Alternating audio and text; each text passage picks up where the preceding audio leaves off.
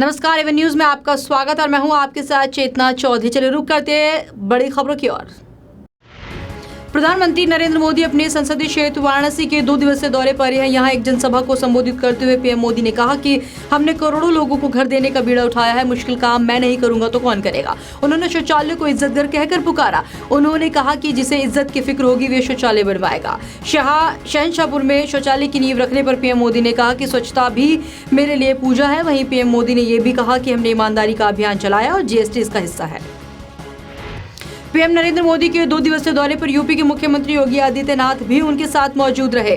इस दौरान किसानों की रैली को संबोधित करते हुए सीएम योगी आदित्यनाथ ने कहा कि यूपी में पहली बार पशु आरोग्य मेला आरंभ हो रहा है और ये पीएम मोदी की प्रेरणा से ही हो सका है। उन्होंने कहा कि इस मेले से किसानों के पशुधन का उपचार और पशुओं की उन्नत किस्में विकसित की जाएगी।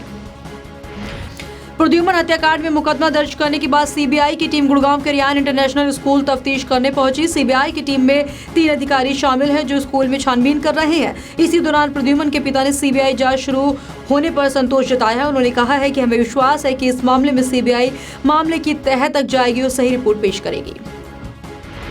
लखनऊ में समाजवादी पार्टी के 8वें राज्य अधिवेशन में पूर्व मुख्यमंत्री अखिलेश यादव और आजम खान ने बीजेपी पर जमकर निशाना साधा। पार्टी के राष्ट्रीय अध्यक्ष अखिलेश यादव ने तिरंगे की बजाय समाजवादी पार्टी का झंडारोहण किया। इसके बाद राष्ट्रगान भी हुआ। अखिलेश यादव के बाद पार्टी समर्थकों को संबोधित करते हुए आजम खान ने कहा कि समाजवादियों के साथ कुछ गैरों ने अन्याय किया तो कुछ अपनों ने।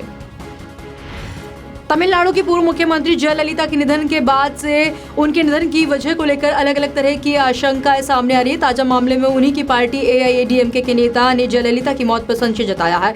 मंत्री डिंडीगुल श्रीनिवासन ने कहा है कि अम्मा की सेहत को लेकर झूठ बोलने के लिए उन पर दबाव डाला गया था। बता दें कि अस्पताल में भर्ती होने के दौरान पार्टी के प्रवक्ता की ओर से लगातार ये कहा जा रहा था कि वे स्वस्थ हैं और भोजन ले रही हैं, लेकिन जब जयललिता की कोई तस्वीर जारी नहीं की गई थी। वाराणसी में प्रधानमंत्री नरेंद्र मोदी के दौरे के बीच काशी हिंदू विश्वविद्यालय के मुख्य द्वार पर छात्राओं का प्रदर्शन पिछले कई घंटों से जारी है। छात्राओं का आरोप है कि बीएचयू कैंपस में छेड़खानी की घटनाएं आम हो चली हैं। बावजूद इसके यहां सुरक्षा के इंतजाम नहीं है। इनका आरोप है कि छेड़खानी की घटना की शिकायत जब वे प्रशासन से करने पहुंची तो उन्होंने कहा कि वे राजनीति कर रही हैं। वहीं इस प्रदर्शन के दौरान आकांक्षा गुप्ता नाम के एक छात्रा ने अपना सिर मुंडवा लिया।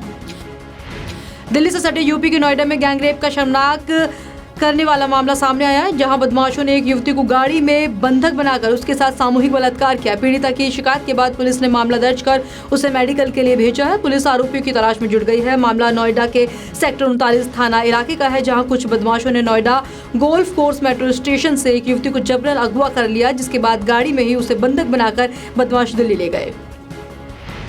छत्तीसगढ़ की युवती से दुष्कर्म के आरोप में फंसे अलवर के फलाहारी बाबा को पुलिस ने गिरफ्तार कर लिया है। पुलिस के अनुसार बाबा रेप केस में दोषी पाया गया है। उन्हें निजी अस्पताल से सरकारी अस्पताल में शिफ्ट कर दिया गया है। उधर पीड़िता ने कहा है कि उसे डर लग रहा है क्योंकि मामला बहुत ही पेचीदा और गंभीर है। बता दें कि पहले गिरफ्तारी से बचने के लिए फलाहारी महाराज ने खुद को नपुंसक बताया था।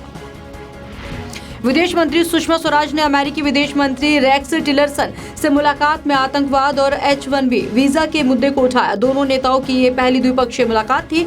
अधिकारियों ने कहा कि संयुक्त राष्ट्र महासभा के सत्र से इतर सुषमा और टिलरसन ने अमेरिका भारत के राजनीतिक और आर्थिक साझेदारी को मजबूत करने पर भी चर्चा की। केंद्रीय पेट्रोलियम मंत्री धर्मेंद्र प्रधान ने कहा है कि पेट्रोल और डीजल को जीएसटी के दायरे में लाने के लिए जीएसटी काउंसिल से अपील की गई है कि पेट्रोलियम प्रोडक्ट को जीएसटी के दायरे में लाया जाए। उन्होंने कहा कि स्टेट का अपना रेवेन्यू कलेक्शन होता है, इसीलिए बैलेंस मॉडल होना चाहिए। जीएसटी काउंसिल एक बैलेंस मॉडल बना रही है। पंजाब के मोहाली में वरिष्ठ पत्रकार केजे सिंह और उनकी 92 साल की मां अपने घर में मृत पाए गए हैं। पुलिस ने आशंका जताई है कि केजे सिंह और उनकी मां गुरुचरण कौर की हत्या की गई है। केजे सिंह इंडियन एक्सप्रेस में वरिष्ठ पद पर काम कर चुके थे। शिरोमणि अकाली दल के प्रमुख सुखबीर सिंह बादल ने ट्वीट कर कहा है कि मैं मोहाली में वरिष्ठ पत्रकार केजे सिंह और उनकी मां की नृशंस हत्या की निंदा करता हूं। पुलिस से आग्रह है कि वे जल्द से जल्द आरोपियों को गिरफ्तार करें।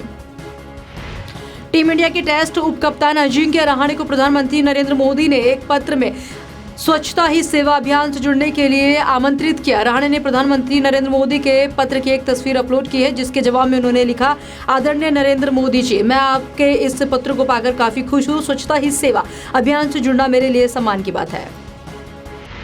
बॉलीवुड एक्टर राजकुमार राव की आज ही रिलीज हुई फिल्म न्यूटन को भारत की तरफ से आधिकारिक तौर पर ऑस्कर अवार्ड्स में एंट्री मिली है। न्यूटन एक ईमानदार सरकारी कर्मचारी पर आधारित फिल्म है। फिल्म का निर्देशन अमित मासूरकर ने किया है। फिल्म न्यूटन एक युवा सरकारी अधिकारी के इर्द गिर्द घूमती है, जिसे एक नक्सल नियंत्रित शहर में चुनावी कार्य करने के लिए भेजा जाता है और उसके वैचारिक संघर्ष उसे कैसी स्थिति में पहुंचा देते हैं। मेरे साथ बड़ी खबरों में फिलहाल इतना ही। देश और दुनिया की ताज़ा तरीन खबरें देखने के लिए आप देखते रहिए वन न्यूज़। नमस्कार।